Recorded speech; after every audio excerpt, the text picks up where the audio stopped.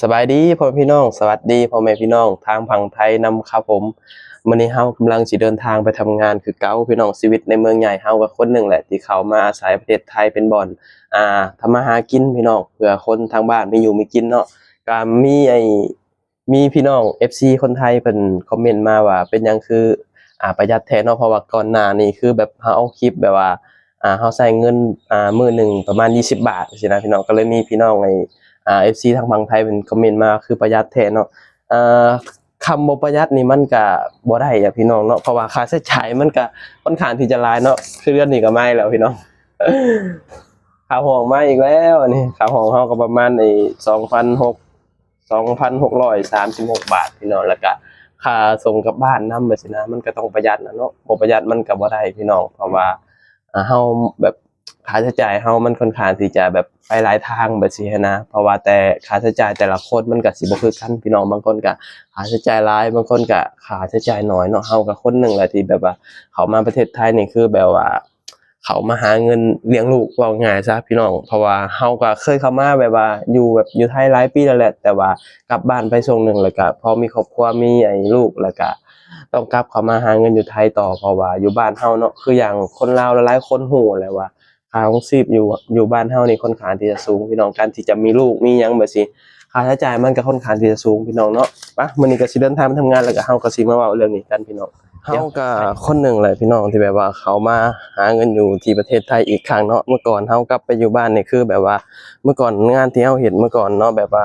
ร้านอาหารอยู่นนทบุรีแหละพี่น้องมันแบบว่าพอมันมีปัญหาไปเนาะแล้วแบบกิจการแบบว่าเว้าง่ายๆคือแบบขายบ่ค่อยดีแบบไปบ่ค่อยรอดแบบซี้นะ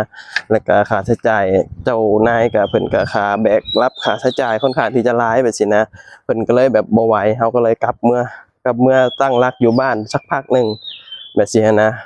มันก็เลยเฮ็ดให้เฮาแบบต้องกลับเข้ามาอีกครั้งหนึ่งพี่น้องแล้วก็อยู่บ้านเฮาอะเนาะการที่แบบว่าเฮามีครอบครัวหรือว่ามีลูกจั่งซี้โอ้มันแดดนะพี่น้อง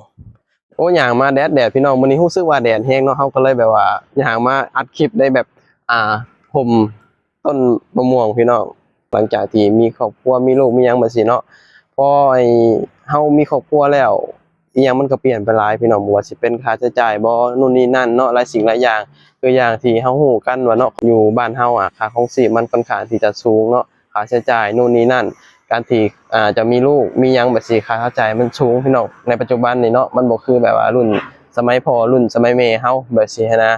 คือแบบว่าการที่เฮาจะมีลูกมีหยังถ้าเกิดว่าเฮาบ่มีเงินเก็บหลายนี่มันมีบ่ได้ดอกพี่น้องตามแบบว่าอ่า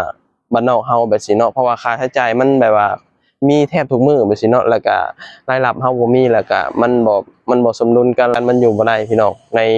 โลกปัจจุบันนี้เนาะเพราะว่าโลกนี้มันก็เปลี่ยนไปหลายเนาะโลกนี้ก็แบบ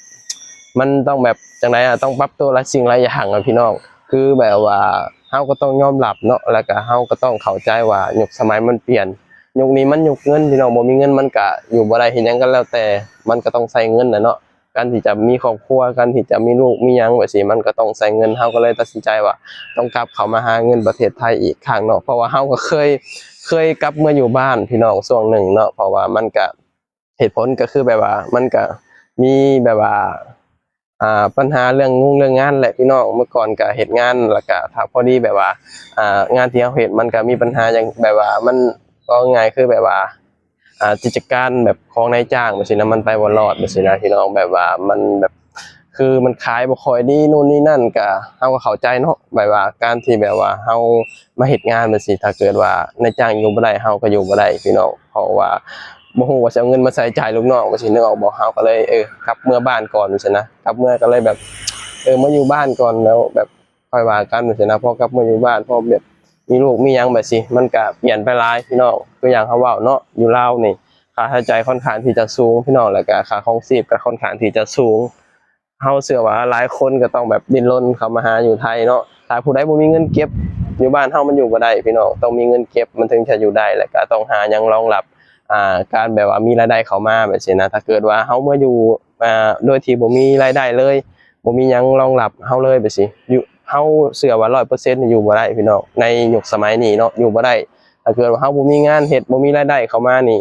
เฮาเชื่อเลยว่า100% 1,000%ว่าอยู่บ่ได้พี่น้อง ในโลกปัจจุบันนี่เนาะสิมีแต่แบบค่าใช้จ่ายแล้วก็หากะพอแต่ได้อยู่ได้กินนะบ่ถือว่ามีเงินเก็บเงินหยังแบบสินะแบบมันบ่มีหยังแบบรองรับเฮาแบบให้เฮาแบบใช้ชีวิตอยู่บ้านนอกเฮาได้แบบสินะเพราะฉะนั้นแล้วก็ต้องคิดให้หลายขึ้นพี่น้องก็ต้องปรับเปลี่ยนต้องคิดใหม่นะว่าเฮาสิเมื่อใช้ชีวิตอยู่บ้านนี่เฮาสิเฮ็ดหยังแหน่เฮาสิแบบเฮ็ดวิธีใดถึงจะมีแบบว่ารายได้แล้วก็มีเงินเก็บแบบสินะแล้วก็มาหาเงินอยู่ไทยก็พยายามแบบว่าเก็บเงินพี่น้องเนาะก็แบบคือแบบว่าจังได๋เนาะคืออย่างที่ฮู้ว่ากับเมื่ออยู่บ้านเฮามันก็บ่มีรายได้แบบสินะถ้าเกิดว่าเฮาบ่มีเงินเก็บจากที่เฮามาหาเงินอยู่ไทยนี่ก็ถ้าเฮาสิกลับเมื่อใช้ชีวิตอยู่บ้านเฮานี่มันก็ยากพี่น้องที่จะแบบว่าอยู่ได้แบบสินะนั่นแหละพี่น้องการที่มาหาเงินอยู่ไทยก็ถามว่าแบบได้เงินบ่ได้เงินพี่น้องแต่ว่าก็ขึ้นอยู่กับแบบว่าค่าใช้จ่ายเฮาเนาะเพราะว่าค่าใช้จ่ายแต่ละคนนี่มันก็สิบ่คือกันเด้พี่น้องบางคนก็ค่าใช้จ่ายหลายบางคนก็ค่าใช้จ่ายน้อยเนาะคือเฮานี่เฮาก็ค่าใช้จ่ายก็ค่อนข้างที่จะหลายอยู่พี่น้องการเลี้ยงลูกเลี้ยงหยังเนาะคืออย่างเขาว่ายุคสมัยมันเปลี่ยนพี่น้องการที่เลี้ยงลูกการที่มีครอบครัวการที่แบบเฮ็ดหยังก็แล้วแต่สิมันก็บ่คือเก่าบ่คือแบบยุคสมัยแบบรุ่นพ่อรุ่นแม่เฮาหรือว่ารุ่นที่แบบสมัยเฮายังน้อยจังซี่เนาะอีหยังมันก็ยังบ่ได้เปลี่ยนจังซี่นะแต่พอสมัยนี้ยุคนี้มันเปลี่ยนไปหลายเงินเข้ามาอีหยังมันก็เปลี่ยนพี่น้องเพราะว่าสิแบบเป็นแบบว่านู่นนี่นั่นหลายสิ่งหลายอย่างเลยพี่น้องหลังการใช้ชีวิตหรือว่าการอยู่กันกินอีหยังแบบนี้นะมันก็เปลี่ยนไปค่อนข้างที่จะหลายในโลกปัจจุบันนี้เนาะก็พยายามเก็บเงินพี่น้องถึงจะแบบรายจ่ายเฮาสิหลายเฮาก็พยายามเก็บให้ได้หลายที่สุดแล้วก็ประหยัดให้ได้หลายที่สุดเนาะแล้วก็คืออย่างเขาว่ามีแบบว่าพี่น้อง FC คนไทยเพิ่นถามมาว่าคือประหยัดแท้เนาะนี่แหละเหตุผลที่เฮาประหยัดน่ะก็แบบนี้แหละก็คือแบบว่าค่าใช้จ่ายเฮามันค่อนข้างที่จะหลายแต่เฮาบ่ประหยัดมันก็บ่มีเงินเก็บอีหยังดอกพี่น้องขนาดเฮาประหยัดเฮาก็ยังแบบว่า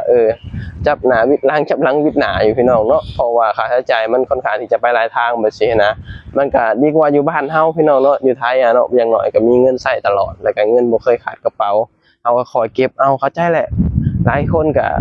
หลายเป็นพี่น้องเพราะว่าบางคนก็แบบว่ามาหาก็อาจจะบ่มีเงินเก็บก็เป็นไปได้พี่น้องเนาะการที่เขามาหาเงินอยู่ไทยบางคนอาจบ่มีเงินเก็บเพราะว่า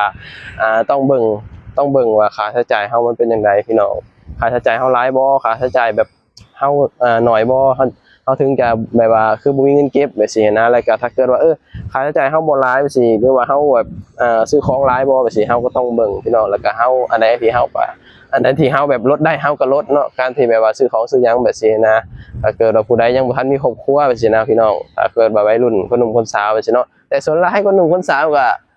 บ่ค่อยแบบว่าซีเรียสแบบบ่ค่อยแบบหยังมากมายกับเรื่องแบบเก็บเงินนู่นนี่นั่นดอกเฮาว่าได้เพราะว่าเฮาก็เคยผ่านชีวิตวัยรุ่นมาแบบนี้นะก็มีก็ใช้ไปเรื่อยๆนะอันนี้มันก็ขึ้นอยู่กับคนแหละพี่น้องเนาะบางคนก็อาจจะแบบถ้าคิดได้ไวก็ดีเด้พี่น้องการถ้าเกิดว่าเฮาคิดได้ไว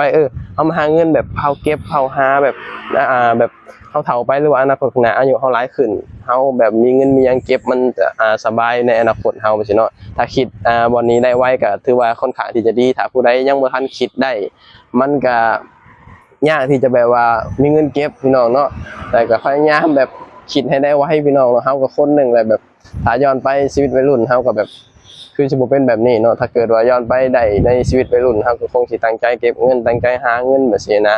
มันก็คงสิแบบว่ามีเงินเก็บหลายแล้วแต่ว่ามันก็คือว่าแหละเวลามันก็บ่มีไผแบบว่าย้อนไปได้ดอกพี่น้องเนาะก็เวลาที่ผ่านมาหรือว่าชีวิตที่ผ่านมามันก็สอนให้เฮาฮู้ว่าการใช้ชีวิตหรือว่าการที่แบบว่าเฮาแบบอยู่ในแบบโลกใบนี้หรือว่าแบบการใช้ชีวิตในปัจจุบันนี้มันก็สอนให้เฮาฮู้หลายสิ่งหลายอย่างพี่น้องมันก็เป็นบทเรียนให้เฮาเนาะว่าเฮาควรที่จะอยู่จังไดเฮ็ดจังไดถึงจะรอดในยุคสมัยใหม่ยุคสมัยมันเปลี่ยนไปหลายพี่น้องในปัจจุบันนี้เนาะตอนนี้เฮาก็ได้เวลาสิใกล้จะทำงานเลยพี่น้องก็สิเดินทางไปทำงานแล้วเนาะมื้อนี้ก็ค่อนข้างที่จะแดดเลยพี่น้อง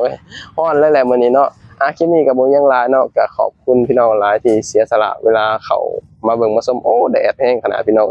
เอาไว้พอกันคลิปหน้าเด้อฝากพี่น้องเข้ามาให้กำลังใจแล้วก็ติดตามหน่อยเนาะไว้พอกันคลิปหน้า